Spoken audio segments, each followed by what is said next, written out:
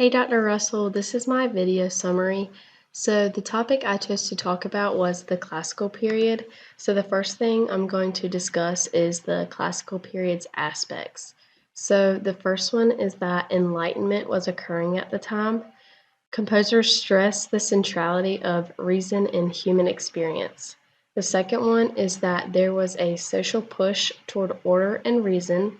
And the last one is that works were characterized by clarity and regularity of structure. So pieces of music in the classical period were seen as beautiful, elegant, perfect, just that golden outlook on life, and listeners were actually calmed and enjoyed listening to this music.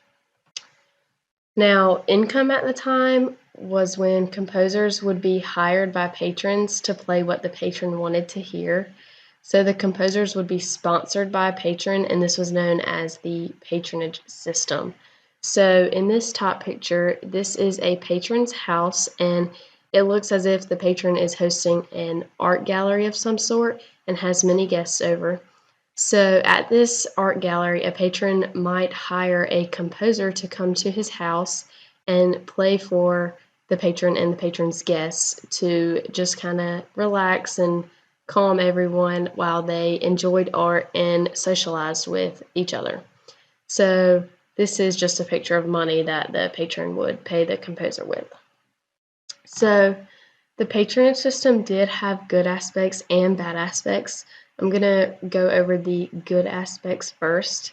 So composers that were in the patronage system did have a steady salary, which is a good feeling, just the knowledge of, okay, I do have an income coming in and providing for myself. So they would also know when their next performance was, and they would know when they were getting their next meal. Unlike other composers that were not in on the patronage system, that were living on the streets, they probably didn't know when their next meal was or when they were going to get another dollar to go perform or eat or anything like that. So there are a few good aspects to the patronage system. Now the bad aspects are that composers must maintain happiness for their patron or else they might get fired. So because a composer is working for a patron, the composer's job is to make that patron happy and to do whatever that patron wanted. So if a patron wanted them to play the violin, that's what they would play. If they wanted them to play the piano, that's what they would play.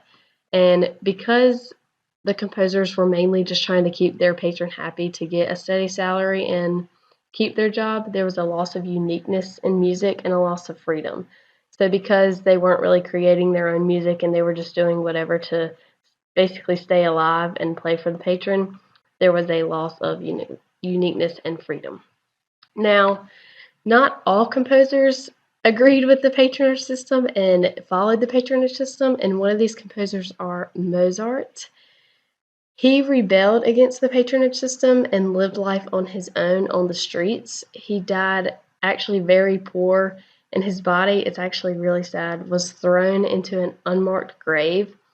Now, this does not mean that he was completely just trash and a terrible composer.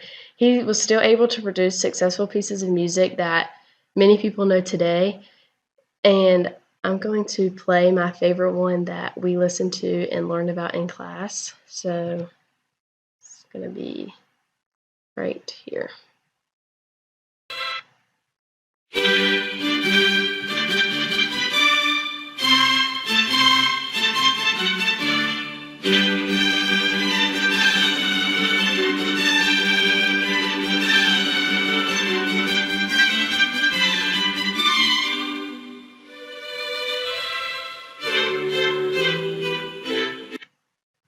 So that was my video summary, and I hope you enjoyed it. Thanks for watching.